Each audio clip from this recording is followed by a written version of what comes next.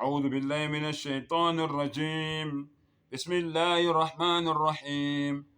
يا أيها الذين آمنوا بالله ورسوله والكتاب الذي نزل على رسوله والكتاب الذي أنزل من قبل ومن يكفر بالله وملائكته وكتبه ورسله واليوم الآخر فقد ضل ضلالا بعيدا. Cela u-Allah angivikele kusathane ongathandwa egameni lika Allah onomusa onesihawu. Ya ayyuhalladhina amanu, onina enikholwayo, aminu billahi wa rasuli, kholwane ku Allah nesithunywa sakhe. Subhanallah. Onina enikholwayo, kholwane ku Allah nesithunywa sakhe.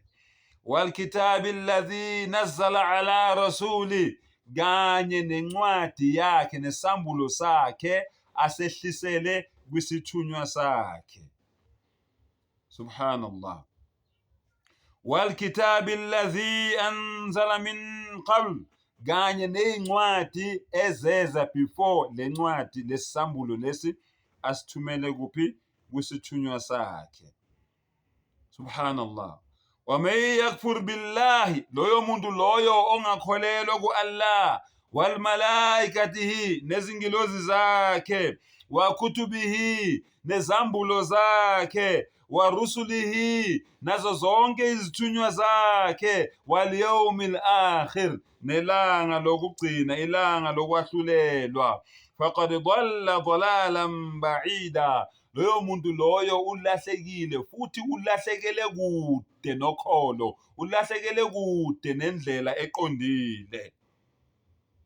Uma ngabe kuukuthi wena ukukholwa kuwe kuwumkhuba nje owenzayo, shintsha ke manje ukholwe ngokweqiniso.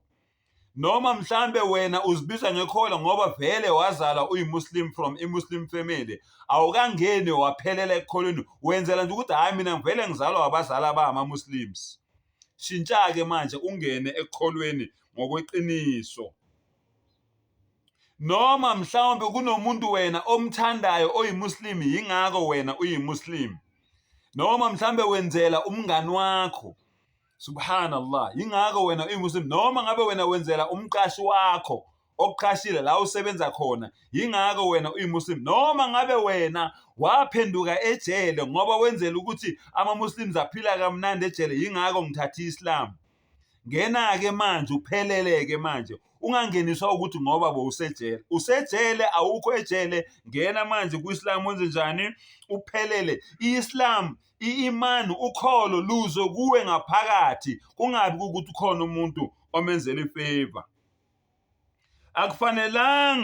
Akufanelanga sikhole nje kuphela ngomlomo, kodwa kufanele sikhulume ngomlomo bese siyakholwa ngaphakathi enhlizweni yethu, bese nezenzo zisho lokho. Illa alladhina amanu wa amilu salihah. Uyabona? Izenzo zethu nazo zisho njalo ukuthi siyakholwa. Izenzo zakho zibonisa into engaphakathi enhlizweni yakho. Subhanallah. Watawasaw bil haqq, sibambelele ngeqiniso, sibambelele eqinisweni. Watawasaw bis sabr, sibambelele ekubekezeleni kuzo zonke izingqinamba esihlangabezana nazo. Subhanallah. Ukuze ube yikholwa leqiniso, kufanele ukholele kulezi zinto lezi ezilandelayo. Subhanallah. Ukholelwa kumdali siqu sakhe, ungamhlanganisi nalutho, ungamenzeli ifaniso, ungamenzela abalingani, ungamenzela abancedisi. Wazi ukuthi akazalwanga endalweni yakhe, ayikho into efana naye. Bese ukholelwa kuzo zonke ingilozi zakhe, bese ukholelwa kuzo zonke izambulo zakhe, original ones, hayi lama fake esinawo manje emhlabeni. Original ones, izambulo zakhe aziletha emhlabeni, kanye nazo zonke izithunywa zakhe, ukusukela kwisithunywa sokuqala u-Adam, ukuthula kube naye, kuze kuzofika kuMuhammad sallallahu alaihi wasallam, ukuthula kube naye. Nelanga lokwahlulelwa. Uma ngabe ukholelwa kuzo zonke ke lezi zinto lezi ke manje, wena ke manje uyimuslim ngokugcwele. Sengathi ke umdali angasipha ke amandla, asamukele, asiphe ukholo lweqiniso, simkhonze ngokuqiniso, senze konke athi sikwenze even if thina kungasiniki imqondo, konke athi sikiyeke singakwenzi sikiyeke even if thina kusinikeza umqondo. Wa akhiru dawana alhamdulillahi rabbil alamin.